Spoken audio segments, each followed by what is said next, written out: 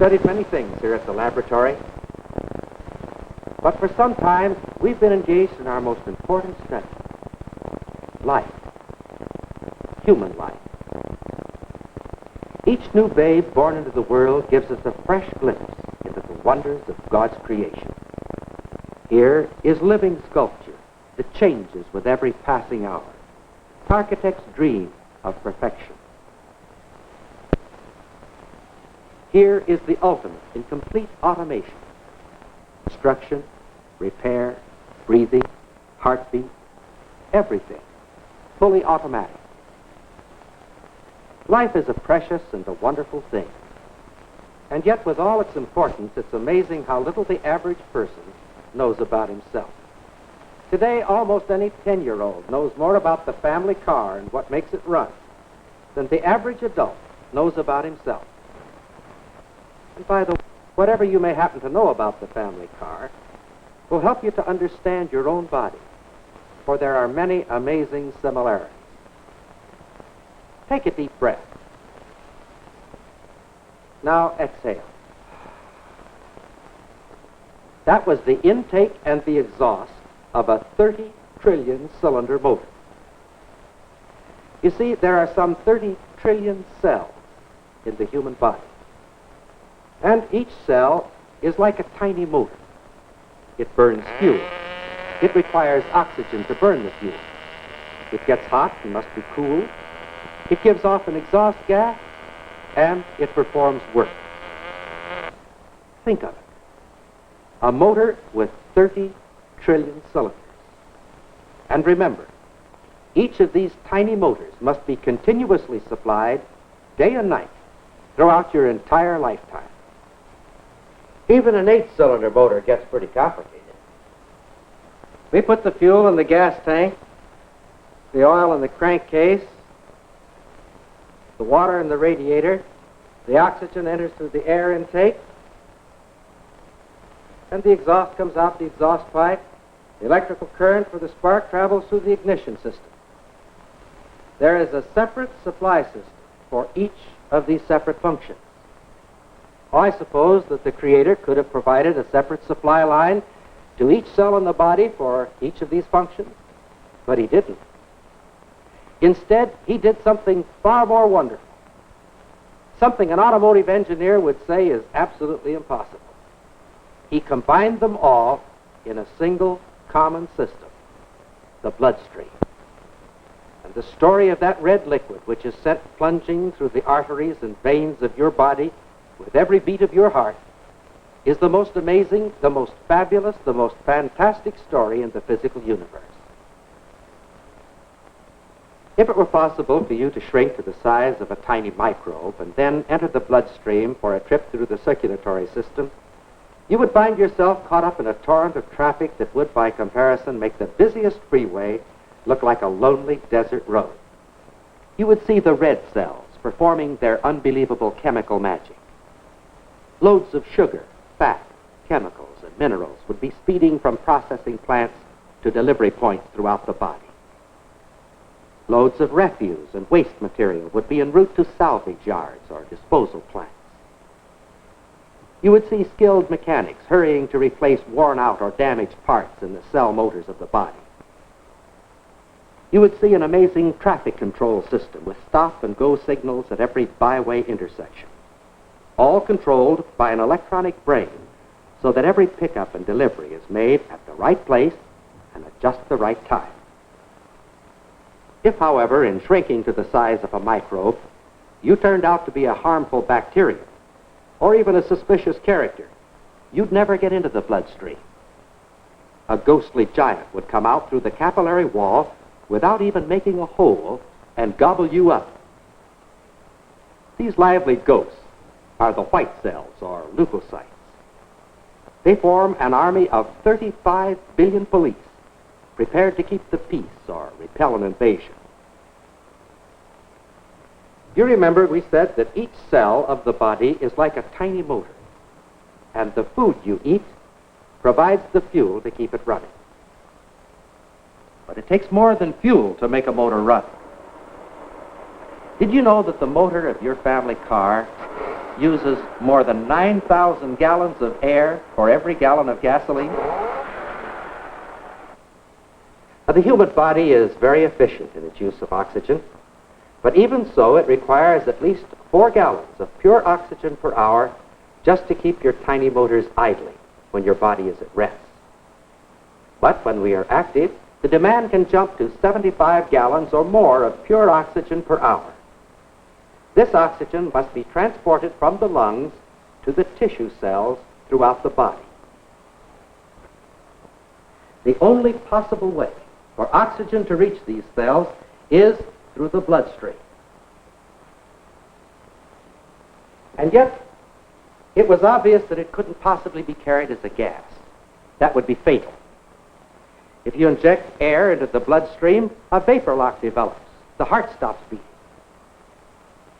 That's the reason why a physician is so careful to remove all of the air from a hypodermic syringe before making an injection.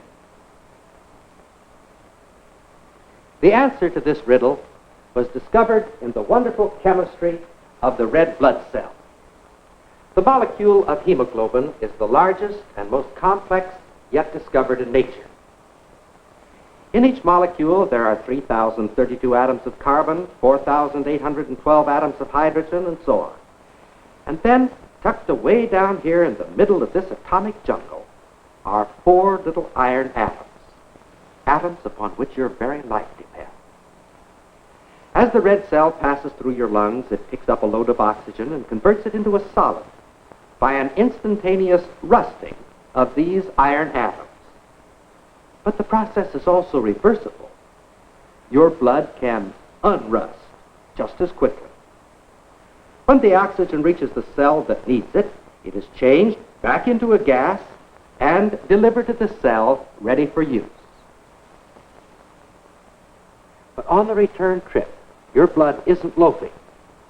It's performing another task that is just as vital and even more complex than carrying oxygen to the cell. It is carrying the exhaust gas from the cell motors of your body. Now, we all know that the exhaust from an automobile is a dangerous thing. Well, the exhaust from the tissue cells of your body can be just as deadly. Now, the exhaust gas from the tissue cells is principally carbon dioxide. It is a colorless, odorless, invisible, tasteless gas. This beaker is filled with carbon dioxide gas. The gas remains in the beaker because it's heavier than air. And for the same reason, it can be poured almost like a liquid.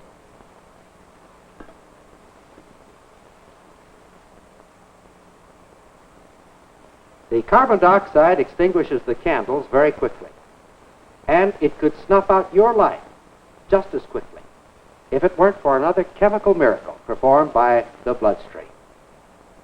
In many ways, carbon dioxide is a more difficult substance than oxygen for the blood to handle. Like oxygen, it must be converted from a gas into a solid. But in addition, it must have very special treatment to render it harmless in the bloodstream, to keep it from poisoning the bloodstream.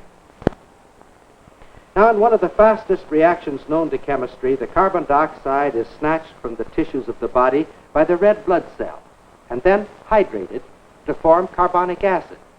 But neither the red cell nor the bloodstream can tolerate this acid, so it must be neutralized instantly.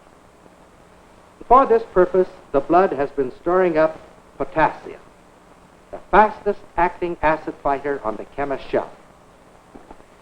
This is a weak solution of carbonic acid.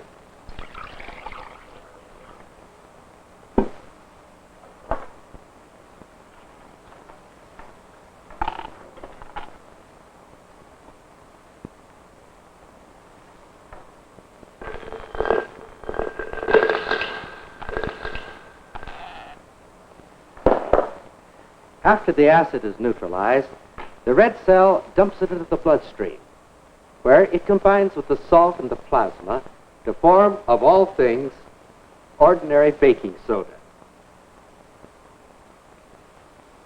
In this safe and harmless form, it is carried through the veins to the lungs. But here another problem arises. Our lungs aren't equipped to exhale baking soda. So the red cell goes to work again.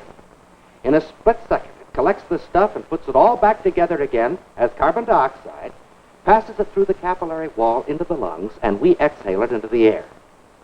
And remember, it must do all of this quickly enough so that there is time left over for the red cell to pick up another load of oxygen and convert it into a solid before it reaches the end of a tiny capillary less than 1/50th of an inch in length. To expect a red blood cell to do all of this is like asking a man to engrave the Lord's Prayer on the head of a pin as he passes that pin after being shot out of a cannon. Yes, your life hangs by a very slender but by a very wonderful thread. Now, of course, the most publicized part of the circulatory system is the heart.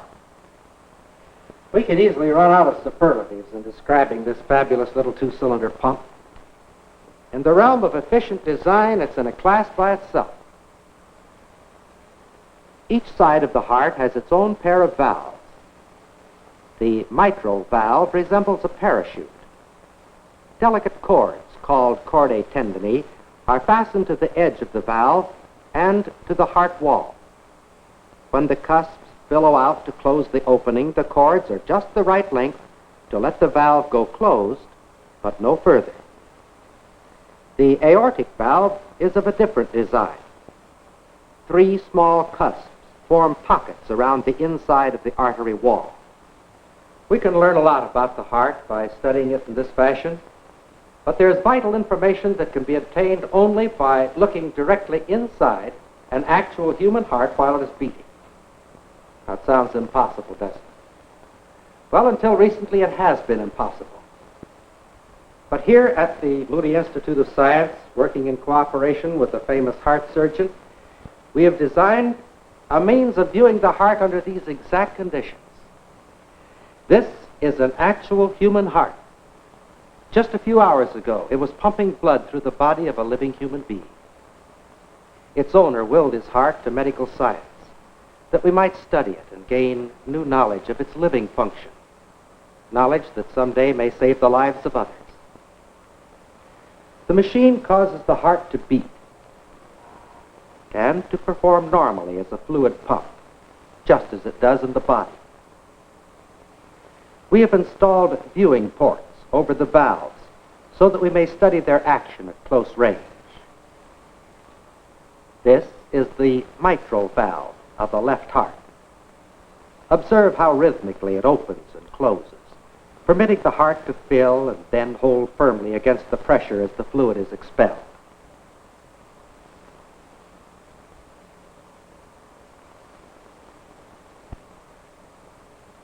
This is the same valve as it appears from inside the heart.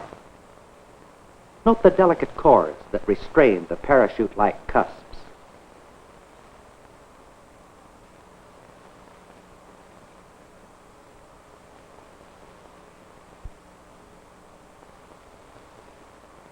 This is the aortic valve, with its 3 semiluminar cusps sealing tightly against the return flow.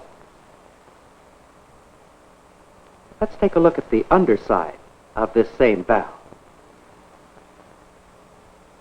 With this machine, we can study the heart under a variety of conditions. We can increase or decrease the pulse rate. By restricting the flow coming from the heart, we can raise the blood pressure and then observe the action of the heart and valves, just as they would function in a patient who has high blood pressure. By restricting the flow entering the heart, we can see what happens when low blood pressure is the problem.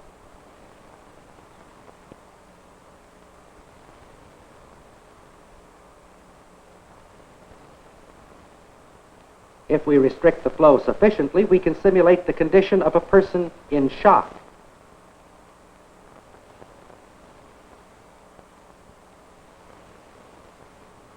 The heart is pumping quite well, isn't it? Yes, but this heart has always worked well. It served its owner for 85 years. And during that time, it beat 3,400,000,000 times. and pumped enough blood to fill a good-sized lake. All this without a single shutdown for repairs. A pump fashioned of the finest steel by the most skilled craftsmen could not begin to match the endurance of the human heart. Of course, like any tissue of the body, the heart is subject to its share of disease and injury. A normal, healthy heart can stand an enormous amount of work, but disease can cause serious damage.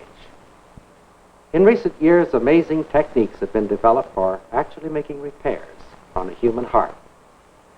Oh, so far I haven't heard of anyone taking his heart in to have the valves ground, but believe it or not, damaged heart valves have been replaced with plastic valves, just like this.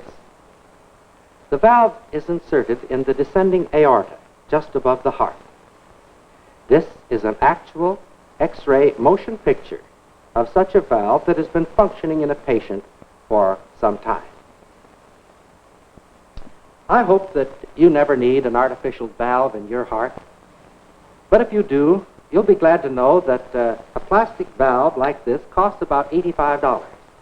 Of course, there's usually an installation charge, and there should be, for heart surgery is one of the most exacting and difficult of all professions. Trying to perform a delicate operation on a human heart while it is beating is much like trying to grind the valves or tighten the connecting rods on the motor of your car while it is running. Obviously, the job would be much easier if the heart could be stopped during an operation. A great deal of engineering and medical skill has been devoted to solving this problem. A number of heart-lung machines have been designed to take over the task of pumping the blood while repairs are being made on the heart. One of the first really practical heart-lung machines was designed by Dr. Peter Salisbury, renowned physiologist. During an operation on the heart is actually stopped, and the machine both pumps and breathes for the patient during the operation. It is comforting to know that a damaged heart can be repaired. Today, hearts can even be transplanted and thus replaced.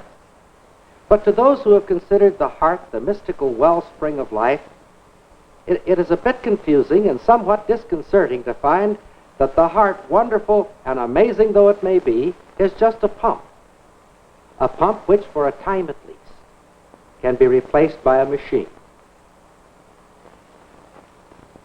Have you ever wondered about the peculiar shape of the red blood cell? Someone has described it as a cross between a donut and a pancake. Now, if you or I had been designing the red blood cell, we probably would have made it spherical. For a sphere is the simplest of all compact shapes and in many ways the most efficient. It has much greater volume than the biconcave disc of the red blood cell. It's the strongest of all shapes, and it's the shape that would pass through the intricate maze of the blood vessels with greatest ease. But it has one fatal weakness. It wouldn't work. Here at the laboratory, we've made models of several blood cells. We've cut them so that we can observe their cross-section as they're immersed in a colored liquid, and thus determine the rate at which the liquid is absorbed. With the sphere, absorption is rapid at first, but near the center, the process slows to a snail's pace. It is obvious that a spherical cell would be much too slow for the job. Of course, the most obvious solution would be to flatten the sphere into a disc. And in actual tests, it is clear that this does solve the problem of rapid absorption. The disc has adequate speed, but not enough volume. The ideal red cell shape is one that would combine volume, speed, and durability. Now, it isn't necessary for us to guess what this ideal shape should be. It can be determined scientifically and mathematically. Starting with the laws of gas infusion and then applying the principles of advanced calculus, it is possible to derive a formula that will give maximum volume with maximum speed in absorbing gases. This is that formula. It allows for all the variables we have just described: the laws of gas infusion, volume, surface area, and time.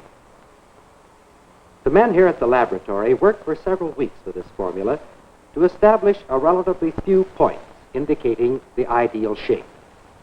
These seemed to coincide with the actual shape of the red cell, but we needed more complete and reliable evidence. So we submitted the problem to the Applied Science Department of the International Business Machine Corporation. Dr. Edgar Smith, IBM mathematician, set up the problem for solution on one of the giant research computers. All that remains is to push the right button, and 10,000 things happen faster than we can describe, and the answer to our problem appears on the oscilloscope screen. This is the cross-sectional shape of the actual red blood cell. And this is a photograph of the shape on the IBM research computer derived from the formula for an ideal red blood cell. The fact that the red blood cell turns out to be the one perfect ideal shape demands an explanation. And to me, the only adequate explanation is intelligent design. But the question arises, whose intelligence is involved? Well, one thing is certain, it wasn't man's intelligence. We had nothing to do with it. But there it is, the ideal, perfect shape. It would seem that if a man wants to believe in God, he has, just within the red blood cells of his body, at least 30 trillion very good reasons for doing so. In recent years, there have been many wonderful things discovered concerning the human body. And today, for the young person who is choosing a career or planning a life of service, the field should offer a tremendous challenge. And yet there are some who seem to feel that the age of medical discovery is over, that everything that could possibly be known about the human body is already known. Well, of course, it's true that the day of Harvey and Lister and Pasteur is gone. But the goal of medical discovery lies just ahead. Who will make these discoveries? Not the brilliant loafer, but rather the young person of today who's willing to dedicate himself to preparation for tomorrow. One who's willing to study, to learn from those who have gone before, that someday he may with quiet confidence venture into that vast unknown in the future. One who is willing to approach the task with diligence, with humility,